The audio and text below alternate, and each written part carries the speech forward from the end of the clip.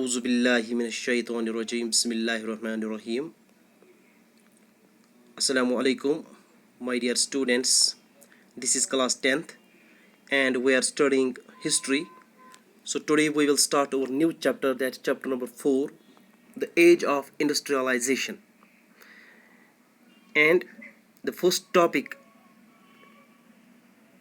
which is under discussion today, that is before the industrial revolution. So इसमें हम जो पहला टॉपिक जो हम इसमें डिस्कस करने जा रहे हैं वो है बिफोर द इंडस्ट्रियल रेवोल्यूशन, यानी इंडस्ट्रियल रेवोल्यूशन से पहले के दौर की हम आज बात करेंगे. सो क्या है कि अक्सर हमारी सोच यानी हमारा नोशन जो इंडस्ट्रियलाइजेशन के बारे में हैं वो बिल्कुल गलत है, क्योंकि जब भी हम इंडस्ट्रीज़ के बारे में बात करते हैं तो हम इसको कंपेयर करते हैं फैक्ट्रीज़ पे. जब हम कहते हैं कि इंडस्ट्रियलाइजेशन तो हम इसका मतलब निकालते हैं, इसका मतलब है ग्रोथ ऑफ फैक्ट्रीज़. जब हम इंडस्ट्रियल प्रोडक्शन की बात करेंगे तब हम कहते हैं कि इसका मतलब फैक्ट्री प्रोडक्शन होता है. जब हम इंडस्ट्रियल वर्कर्स की बात करते हैं तो हम कहते हैं कि इसका ये भी मतलब है कि फैक्ट्री वर्कर्स, यानी फैक्ट्री वर्कर्स और इंडस्ट्रियल वर्कर्स सेम है, यानी फैक्ट्रीज और इंडस्ट्री सेम. लेकिन ऐसा कहना बिल्कुल दुरुस्त नहीं है, क्योंकि फैक्ट्रीज के वजूद में आने से पहले यानी मशीन्स के वजूद में आने से पहले भी इंडस्ट्रीज हुआ करती थी. फैक्ट्रीज के वजूद में आने से पहले भी गुड्स तैयार किए जाते थे, गुड्स प्रोड्यूस किए जाते थे ऑन लार्ज स्केल. तो ये कैसे मुमकिन है कि मशीन के बगैर गुड्स कौन तैयार करते थे, कहाँ से तैयार किए जाते थे, तो इसी के बारे में हम अब डिस्कस करने जा रहे हैं. So let start. सो इसमें पहले हम बात करेंगे बिफोर फैक्ट्रीज वायर सेटअप, यानी जब फैक्ट्रीज वजूद में नहीं आए थे, जब फैक्ट्रीज को एस्टैब्लिश, जब फैक्ट्रीज बिल्डअप नहीं हुए थे, तब क्या हुआ था? तब भी लार्ज स्केल इंडस्ट्रियल प्रोडक्शन हुआ करता था, यानी काफ़ी तादाद में गुड्स जो थे, चीज़ों को तैयार किया जाता था. किसके लिए? For international market. Goods were produced for international market. International market के लिए काफ़ी सारी गुड्स तैयार किए जाते थे इन industries before the factories were set up. So अब फैक्ट्रीज तो नहीं थी लेकिन इंडस्ट्रीज थी. इस दौर को हिस्टोरियंस ने एक अलग नाम दिया है. वो क्या है? Proto industrialization. यानी प्रोटो इंडस्ट्रियलाइजेशन हम उस स्टेज को कहेंगे कि जब लार्ज स्केल प्रोडक्शन हुआ करती थी in the absence of modern factories. In the absence of modern factories. Fine. तो जब वर्ल्ड ट्रेड एक्सपेंड होता गया, जब वर्ल्ड ट्रेड बढ़ता गया, इसके अलावा जब डिफरेंट कॉलोनीज वर्ल्ड में सेटअप होने लगी, तो इससे गुड्स की जो डिमांड थी, जाहिर सी बात है, वो इंक्रीज हो गई. The demand of the goods increased. The demand of the goods increased. क्यों ये demand of the goods increase कैसे हो गई? क्योंकि with the expansion of world trade and the different expansion of the different parts of the world colonies. So in that case the demand of the goods increased. अब जब goods की demand increase होगी तो जाहिर सी बात है अब ज़्यादा प्रोडक्शन होगी गुड्स की. अब ये प्रोडक्शन कहाँ से होती थी, कौन लोग करते थे? Let us discuss.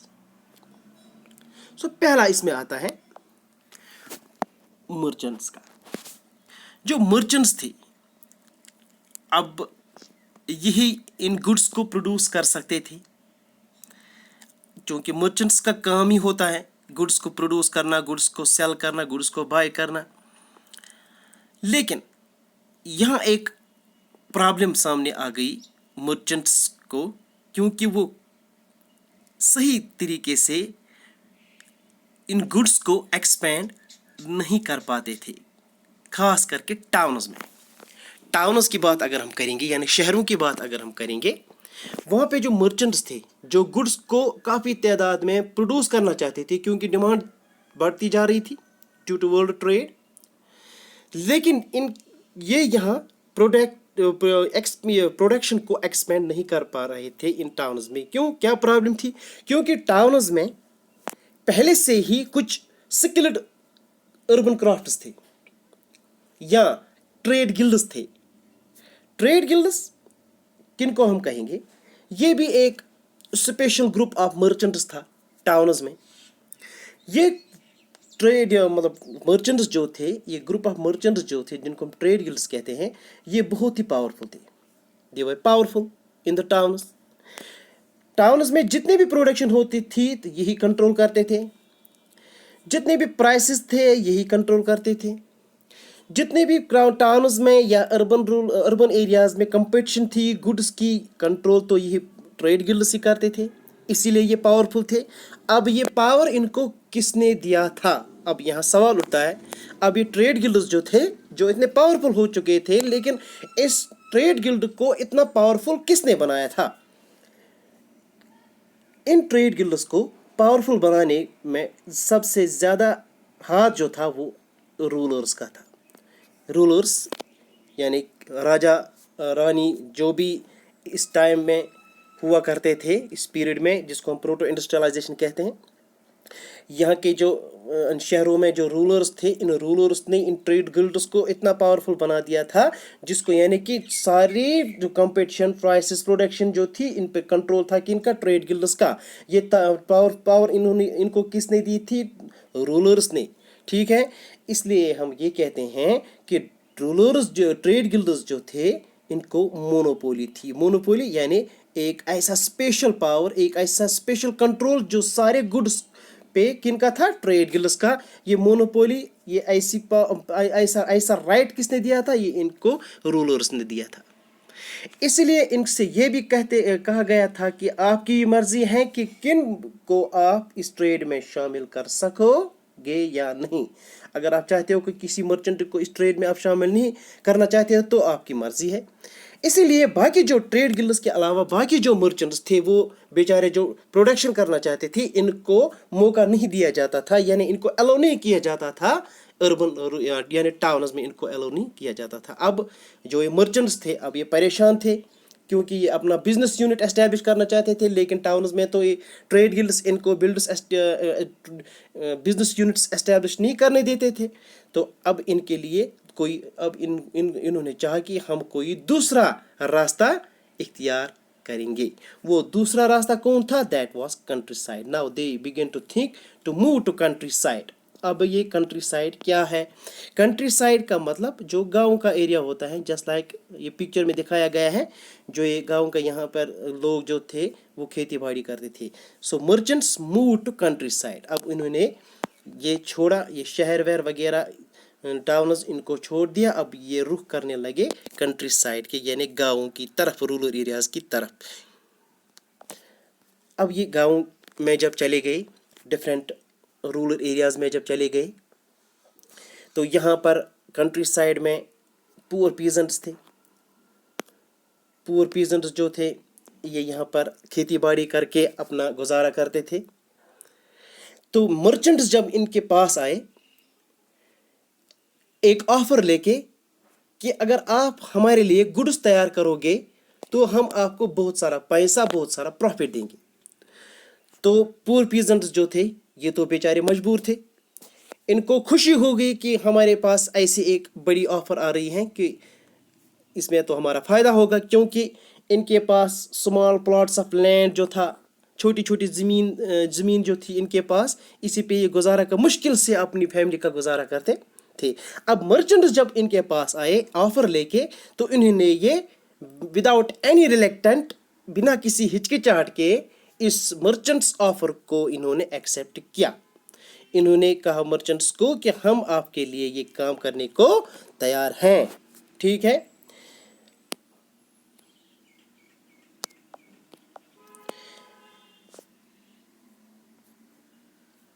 अब चीज़ें जो थी पुअर पीजेंट्स तैयार करते थे मर्चेंट्स के लिए। मर्चेंट्स जो थे इन पुअर पीजेंट्स से ये چیزوں کو لے جاتے تھے اب مارکیٹ میں جب یہ لے جاتے تھے اس کو صرف وہاں فنش ہی کیا جاتا تھا، کیونکہ اس کے علاوہ جتنے بھی پروسیسز مطلب گڈس بنانے میں لگتے تھے وہ کنٹری سائڈ میں ہوتے تھے by the family members by پور پیزنٹس. تو اس کے لیے فنشنگ کرنے کے لیے ان پروڈکٹس کو فنشنگ کرنے کے لیے ان کو مارکیٹ میں لایا جاتا تھا. برٹش کی بات ہم اگر کریں گے تو برٹش میں سب سے زیادہ فنشنگ سینٹر جو ایک شہر بن گیا اس کو ہم لندن کہتے ہیں. London. So London came to be known as the finishing center، جہاں گڈس جو تھے جو کنٹری سائڈ میں پور پیزنٹس تیار کرتے تھے مرچنٹس کے لیے، مرچنٹس ان پروڈکشن کو، ان چیزوں کو فنشنگ کے لیے لندن لے جاتے تھے ان کو، اسی لیے لندن کو فنشنگ سینٹر کہا جاتا ہے. ٹھیک.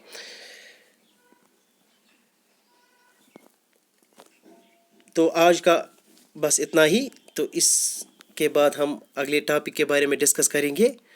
تو آج ہم نے کیا پڑھا؟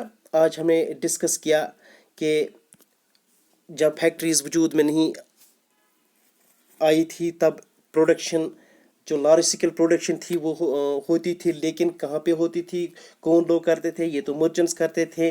مرچنٹس کو جب ٹاؤنز میں ٹریڈ اسٹیبلش نہیں کرنے دیا گیا تو انہوں نے وہ کہاں چلے گئے؟ وہ کنٹری سائڈ میں چلے گئے. کنٹری سائڈ میں کن لوگوں نے ان مرچنٹس کے لیے یعنی گڈس پروڈیوس کیے؟ تو وہ پور پیزنٹس تھے، وہ مجبور تھے. All the poor peasants were willing to work for the merchants. So ان مرچنٹس کے لیے چیزیں تیار کرتے تھے. پھر مرچنٹس بعد میں ان چیزوں کو کہاں لے جاتے تھے؟ مارکیٹ لے جاتے تھے. وہاں اگر برٹش کی بات کریں گے تو برٹش میں سب سے مشہور جو مارکیٹ ان گڈس کے لیے تھا تو وہ لندن بن گیا. London came to be known as finishing centre. So finally ہم یہ بات کریں گے جو پروٹو انڈسٹریلائزیشن ایک سٹیج تھا، اس میں پروڈکشن کنٹرول کون کرتا تھا؟ پروڈکشن کنٹرول کرتا تھا مرچنٹ. تو گڈس تیار کون کرتے تھے؟ گڈس تیار کرتے تھے فیملی ممبرس یعنی پور پیزنٹس جو تھے ان کے سارے فیملی ممبرس اس میں یہ ایک جڑ کر کے یہ کام کرتے تھے اور ان گڈس کو تیار کرتے تھے. سو یہ تھا ہمارا آج کا ٹاپک. تو اس کے ساتھ ہی مجھے اجازت دیجیے. اللہ حافظ.